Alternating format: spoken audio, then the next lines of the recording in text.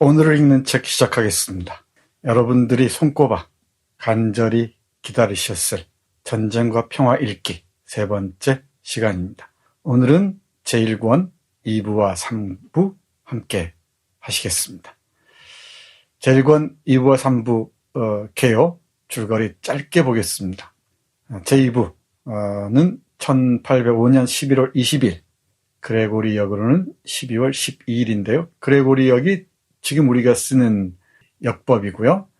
전쟁과 평화에서는 당시 러시아에서 쓰던 율리우스력을 쓰고 있습니다. 그레고리력보다 율리우스력이 약 12일 빠르다고 합니다.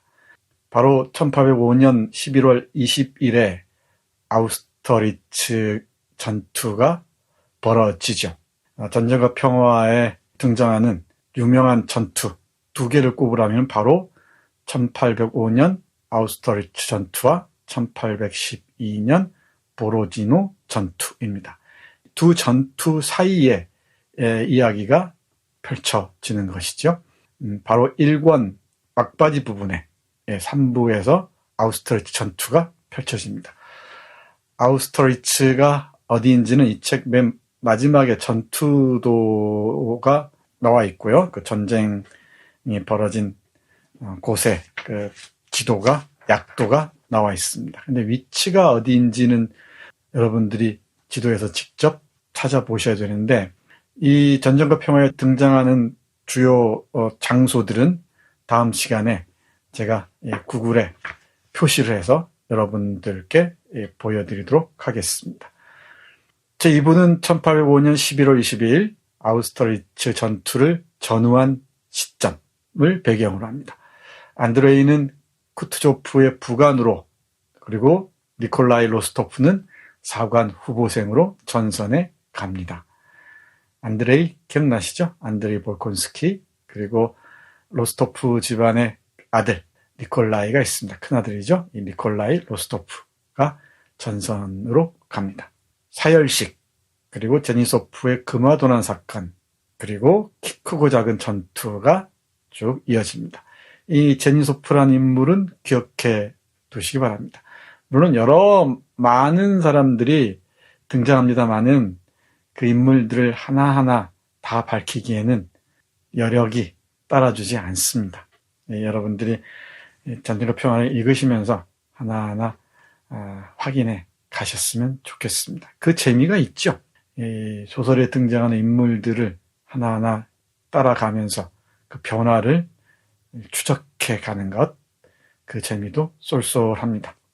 제3부는 베체르부르크가 배경입니다. 정확히 말씀드리면 3부의 초반부죠. 안나 파블로브나 세레르의 야회가 또 열리고요. 이곳에서 피에르와 엘렌을 결혼시키려는 공작이 펼쳐집니다. 안나 파블로브나 세레르와 이 바실리 공작이 짜고 이제 부자가 된, 그리고 백작자기를 갖게 된 이 피에르와 바실리의 공작의 딸 엘렌을 결혼시키려고 하는 것이죠. 정략 결혼이겠죠. 다른 한편 바실리 공작은 남봉꾼 아들 아나톨과 마리아를 엮어주기 위해 볼콘스키 노공작의 영지를 찾아갑니다. 이 바실리 집안은 이 악역을 도맡아 하고 있습니다. 바실리 공작은 대단한 기회주의자고요. 아들 이폴리트, 그리고 아나톨, 딸 엘렌까지 하나같이 이 악역으로 등장합니다. 그리고 7장부터는, 3부 7장부터는 다시 전선으로 배경이 옮겨갑니다. 알렉산드르 1세가 병사들 사열하고요. 이 사열 현장에서 니콜라이 로스토프가 환호하죠. 황제를 보고서 넋을 잃습니다. 그리고 1805년 11월 19일, 그러니까 전투가 벌어지기 전날이죠. 전날 군사회의가 열립니다. 이 장면도 꽤 유명합니다. 다음날 마침내 9시간에 걸친 아우스터리츠 전투가 개시됩니다. 안드레이는 군기를 들고 적진으로 돌진하다 쓰러집니다. 아주 중요한 이 장면입니다. 안드레이 볼콘스키가 폐색이 짙어진 상황에서 군기를 들고 적진으로 돌진하다 쓰러지고요. 그곳에서 나폴레옹을 만납니다. 그리고 나폴레옹에 대한 자신의 이 환상이 이 자리에서 깨집니다. 대단히 중요한 장면입니다. 뒤에서 조금 상세하게 살펴보겠습니다. 바로 여기에 그것이 있다. 전쟁과 평화를 읽다 보면은 전쟁에 대한 비판을 곳곳 찾아볼 수 있는데요.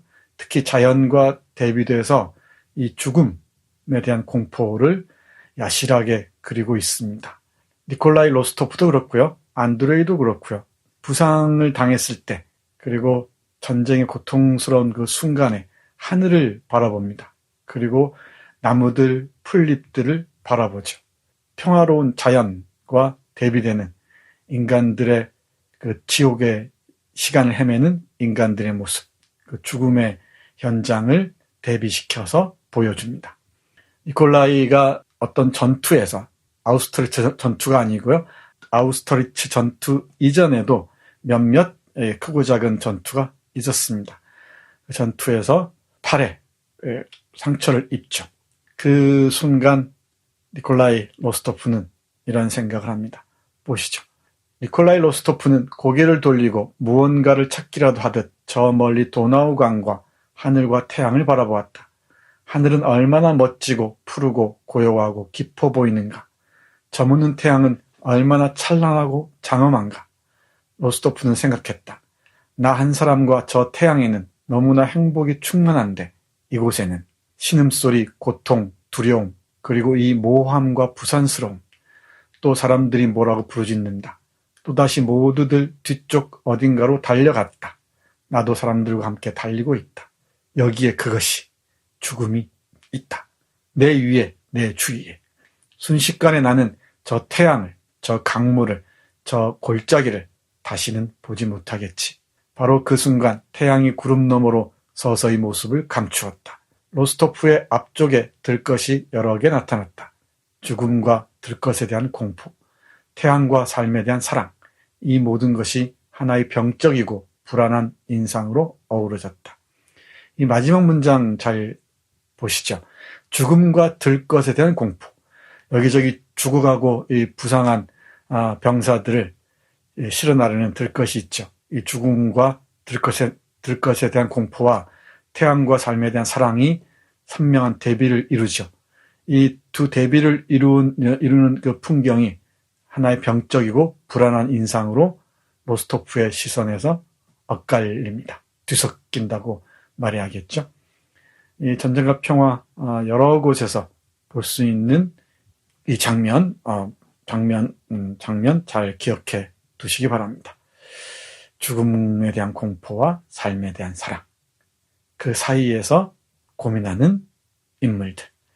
니콜라이 로스토프는 피에르 베조프, 안드레이 볼콘스키와 함께 중요한 인물입니다. 다 기억하시겠지만요. 자꾸 인물들을 떠올려 보십시오. 그리고 이 책의 맨 앞에 있는 그 인물에 대한 프로필 있죠. 그 프로필을 자꾸 들여다보시면은 익숙해지실 겁니다. 또 이 작품을 읽기 시작하신 분들은 그 앞에 인물 프로필을 반복해서 보시면서 정확히 이해해 두시는 게 좋습니다. 러시아 문학 읽을 때마다 많은 사람들이 이름이 너무 어렵다고 얘기를 해요. 그런데 외국 사람들이 보기에는 한국 이름도 어렵습니다. 왜 안 그렇겠습니까? 자꾸 읽다 보면은 익숙해집니다. 네, 다음 보겠습니다. 안드레이 공상. 이 안드레이의 공상과 회의, 환멸 대단히 중요합니다. 특히 제1권 2부와 3부에서는 말이죠. 처음에 안드레이는 일찍 결혼한 자신에 대한 어떤 환멸을 겪고 있었다고 말씀드렸죠. 두 번째 시간에 얘기했었습니다. 해서 만삭인 아내를 두고 전장으로 나섰습니다. 그리고 이 전쟁터에서 뭔가 의미 있는 일, 공을 세워서 이 명예를 얻겠다는 포부를 갖고 있었죠. 그리고 안드레이 역시 로스토프나 피에로 마찬가지로 나폴레옹에 대한 환상을 갖고 있었습니다. 러시아의 청년 장교들에게 나폴레옹은 하나의 우상이었던 것 같습니다. 1812년 보로지노 전투와 모스크바 점령, 그 이후에 러시아에 몰아닥친 그 애국의 바람, 그 이전까지는 나폴레옹은 하나의 그 많은 귀족 청년 장교들에게 모델이자 도달해야 할 목표처럼 다가왔던 것 같습니다. 1812년 전쟁을 경유하면서 러시아 사회에서는 민족주의적인 자각이 일기 시작하죠. 결정적인 이 분기점이 됩니다. 1812년과 그 이후는 말이죠. 12년 전과 그 이후는 말이죠. 그래서 다음 기회에 말씀드리겠습니다만은 1812년에 아이들이 있습니다. 이 아이들이 1825년 12월에 제카브리스트 봉기의 주역이 되죠. 그 중에 한 사람이 바로 톨스토이의 외가 쪽 육촌에 해당하는 볼콘스키 공작이라고 지난 시간에 말씀드렸었습니다. 하나씩 떠올려 보시죠. 어쨌든 이 안드레이도 나폴레옹에 대한 그 환상을 갖고 있었던 것 같습니다. 그랬던 안드레이가 이 전쟁터에서 어떤 공상을 하는지, 그리고 이 공상 또는 환상이 어떻게 깨지는지 주목해서 보시기 바랍니다. 러시아 군대가 절망적인 상황에 처했다는 소식을 듣자마자 머릿속에 이런 생각들이 떠올랐다. 나야말로 러시아 군대를 이 상황에서 구출하도록 예정된 사람이다. 바로 이곳이야말로 숱한 무명 장교들 틈에서 나를 끌어내어 영광으로 향한 첫 길을 열어줄 뚫롱이다. 이 뚫롱은 1793년 나폴레옹, 젊은 나폴레옹이 23살인가요? 24살인가요? 젊은 나폴레옹이 프랑스 남부 뚫롱이라는 곳에서 반혁명 세력 왕당파를 물리치고 출세 가도에 오르게 된 그 전투가 벌어진 곳입니다. 안드레이는 바로 이 싸움이, 나폴레옹과의 싸움이 자신의 이 명예를 가져다 줄 뚫롱이라고 생각했던 것이죠. 하나 더 보시죠. 시작이다. 드디어 왔군. 안드레이 공작은 피가 심장으로 더 빠르게 몰리는 것을 느끼며 생각했다. 그런데 도대체 어디에 있지? 나의 뚫롱은 도대체 어떤 식으로 나타날까? 그런 생각했다. 나폴레옹이 되고 싶었던 것이죠. 나폴레옹을 당연히 존경했고요. 나폴레옹을 하나의 모범으로 삼아서 자신의 인생을 상상하고 있었던 거죠. 안드레이는 바로 1812년 이전 러시아 귀족 청년들을 대변하는 인물이라고 얘기할 수 있을 것 같습니다. 잠시 페테르부르크로 와보겠습니다. 제1권 2부에는 전선이 배경이고요. 3부 초반 1장에서 6장까지는 페테르부르크가 배경인데 핵심적인 사건은 피에르와 엘렌의 이 약혼입니다.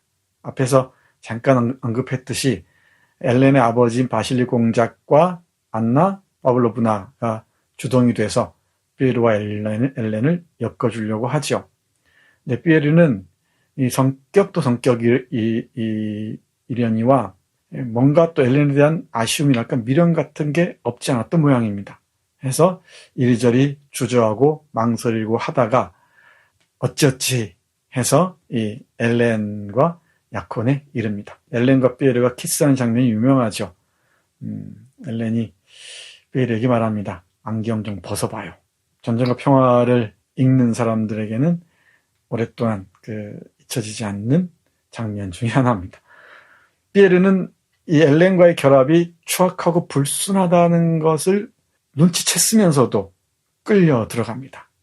이 피에르의 성격 잘 보세요.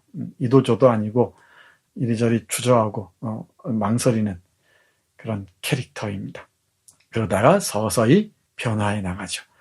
안드레이도 그렇고 피에르도 그렇고 니콜라이도 그렇고 이 세 남성 인물들의 성장 과정을 보여주는 게 바로 전쟁과 평화라고 얘기할 수 있죠.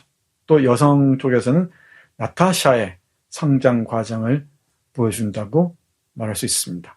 하기야 모든 소설들은 성장 소설이라고 얘기할 수도 있죠. 소설 속에서 자기 삶의 변화를 모색하지 않는다면, 또는 변화의 계기들을 인식하지 못한다면은 왜 그 소설에서 그 자기 등장해서 그 어려운 상황들을 겪어야 할까? 한 번쯤은 고민해 봤으면 좋겠습니다. 독자 입장에서도 그렇죠. 많은 시간과 공을 들여서 소설을 읽는 이유는, 그리고 이런 방대한 소설을 읽는 이유는 어떤 과정을 거쳐서 인물들이 성장해 가는지를 보기 위해서죠. 그리고 그 성장 과정을 통해서 우리의 삶을 훨씬 더 풍요롭고 깊게 하기 위해서겠죠. 이 피에르의 망설이는 부분 보겠습니다. 그는 생각했다. 이건 사랑이 아니야. 오히려 그녀가 내 안에 불러일으키는 감정에는 추악한 무언가가, 금지된 무언가가 있어. 사람들 말로는 그녀의 남동생 아나톨이 그녀에게 반하고 그녀도 그를 좋아해서 온갖 일이 벌어졌다던데 아나톨을 멀리 보낸 것도 그 때문이라지. 오빠는 이폴리트, 아버지는 바실리 공작. 좋지 않은걸? 그러자 틀림없이 좋지 않은, 그가 해서는 안 되는 그런 일을 하도록 스스로를 어떤 것으로 올가맨 것이 아닐까 하는 두려움이 그를 덮쳤다. 그러나 그러한 결심을 다진 순간 마음 한구석에는 여성스러운 아름다움으로 충만한 그의 모습이 떠올랐다. 어쩌면 좋겠습니까? 결혼합니다. 둘이 결혼하는데 결국은 파국으로 치닫죠. 이 바실리 집안 보십시오. 이 아나톨, 남봉꾼인 아나톨은 누이하고도 뭔가 묘한 사이입니다. 그래서 폴란드인가로 보내죠. 그곳에서 결혼을 하죠. 그걸 숨기고 나중에 뒤에서 오면 나타샤를 유혹합니다. 악역을 맡은 이 바실리 집안 사람들 하나하나 잘 기억해 두시기 바랍니다. 이 바실리 집안 사람들이 없이는 전쟁과 평화가 성립하지 않는다고도 할 수 있습니다. 이 악역이 있어야죠. 피에르와 엘렌의 약혼까지 봤습니다. 그리고 다시 전선으로 공간적 배경이 옮겨옵니다. 출세주의자 보리스에 주목하시기 바랍니다. 이 보리스는 첫 장면부터 제1권 제1부부터 등장하는 안나 미하일로브나 드루베츠카야 공작 부인이 있었죠. 이 몰락한 공작 집안의 부인이죠. 이 부인이 있었는데 이 안나 미하일로브나 드루베츠카야 공작 부인의 아들이죠. 보리스 드루베츠코이 공작은 바로 전쟁과 평화의 대표적인 입신 출세주의자입니다. 어떻게든 군대에서 출세의 발판을 마련하겠다 해서 돈 많은 여성과 결혼하겠다라고 하죠. 이 보리스가 누가 결혼하는지 잘 보시기 바랍니다. 처음에는 나타샤를 염두에 뒀었죠. 이 나타샤가 첫 키스를 사람이 보리스잖아요. 그리고 나중에는 또 마리아 공작 영예 있죠. 마리아 공작 영예에게 슬쩍 마음에 둡니다. 그러다가 나중에는 줄리라는 사람과 만나는데 그 과정들 잘 보기 바랍니다. 안나 미하일로브나 드루베츠카야 공작 부인이 아껴마지 않는 보리스. 흥미진진한 캐릭터입니다. 조연인데 이 조연의 연기가 뛰어나야 영화도 재밌는 경우가 있죠. 소설도 그렇습니다. 이 보리스 보겠습니다. 출세주의자 보리스. 보다시피 지금까지는 모두 좋아. 하지만 솔직히 말해 정말로 부관이 되고 싶어. 전선에는 남고 싶지 않아. 로스토프와 얘기하는 겁니다. 왜? 일단 군인이 출세길에 발을 내디딘 이상 눈부신 출세를 위해 최대한 노력을 쏟아야 하기 때문이지. 역시 나폴레옹을 모델로 삼는 사람이죠. 저 뒤에 가면은 이 보리스와 로스토프의 활약이 눈부십니다. 꼭 기억해 두시기 바랍니다. 또 볼까요? 아버지가 수천 루블씩 보내주는 로스토프라면 누구에게도 고개 숙이고 싶지 않다고, 누구의 하인도 되지 않겠다고 생각할 수 있겠지. 하지만 머리 외에 아무것도 가진 게 없는 나는 반드시 출세해야 해. 그러려면 기회를 놓치지 말고 이용해야 하지. 나폴레옹을 모델로 해서 군대에 가서 성공하고자 하는 사람들이 아주 많았습니다. 귀족 출신 그 청년들뿐만 아니고 평민 출신들도 많았죠. 특히 나폴레옹의 마샬들, 장군들 중에는 귀족 출신이 아닌 사람들이 많습니다. 해서 입신 출세주의의 하나의 모델로서 나폴레옹이 프랑스 문학과, 19세기 프랑스 문학과 러시아 문학의 여러 곳에서 등장합니다. 그리고 나폴레옹의 이 변형된 모델로 인물들이 등장하는 경우도 많죠. 대표적인 게 적과 흑에 등장하는 줄리앙 소레 같은 사람입니다. 이 사람도 결국은 나폴레옹을 모델로 해서 시골에서 파리의 어떤 귀족으로 편입되려고 합니다. 이 나폴레옹 컴플렉스란 말이 있는데요.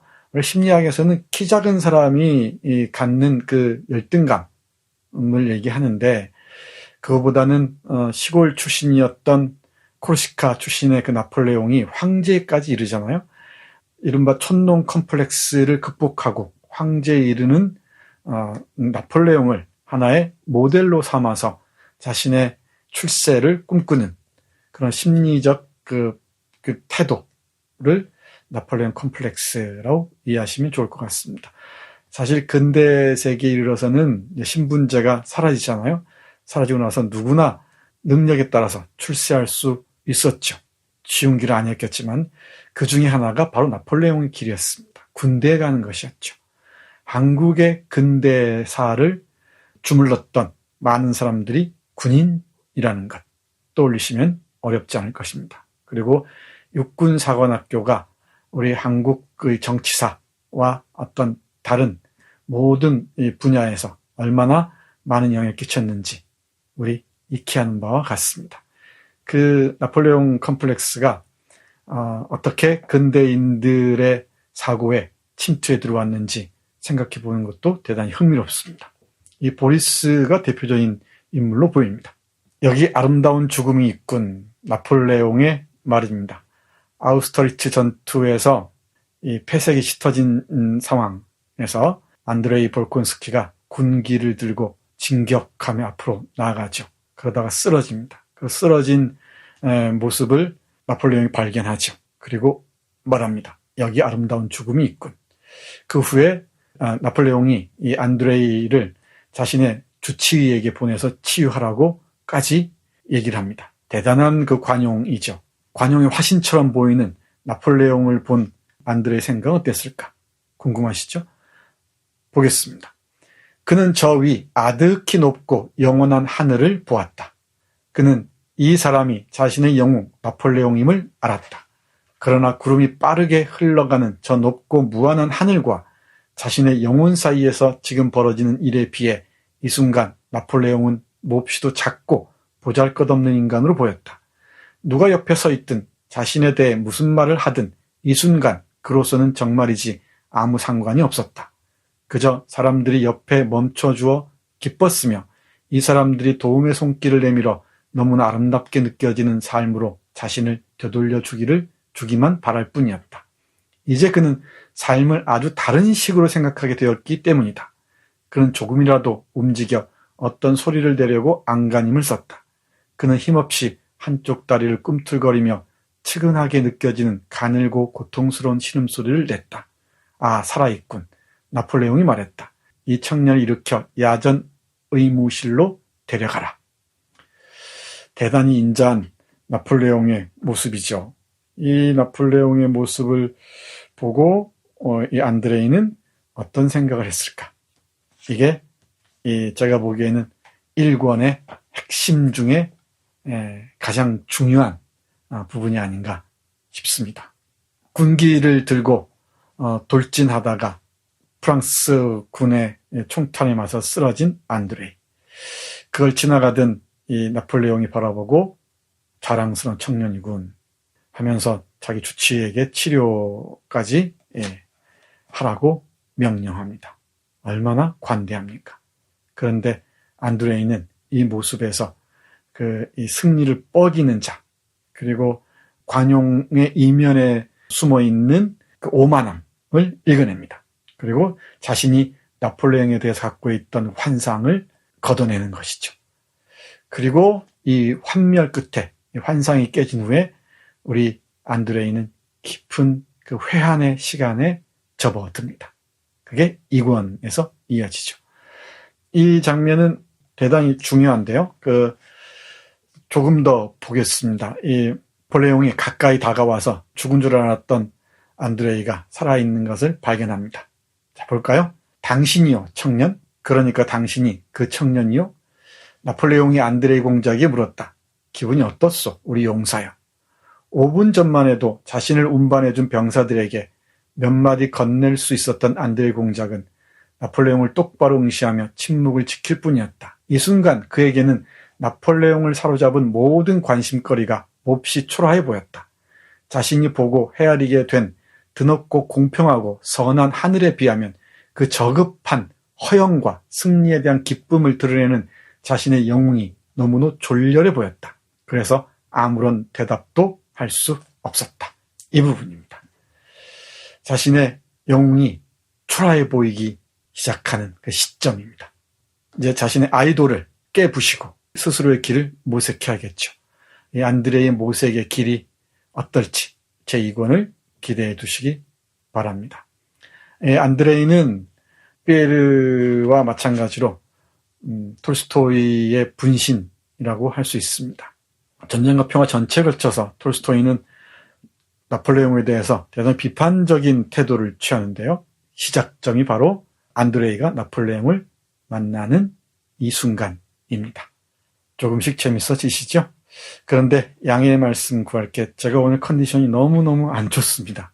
자꾸 더듬거리고 다른 얘기를 하게 되고 그런데요. 그러다 보니까 이 녹화를 지금 3번째 하고 있습니다. 이럴 때는 스튜디오가 참 그립습니다. 여러분들의 깊은 양해를 부탁드리면서 오늘을 읽는 책, 전쟁과 평화를 읽는 시간 마치겠습니다. 고맙습니다.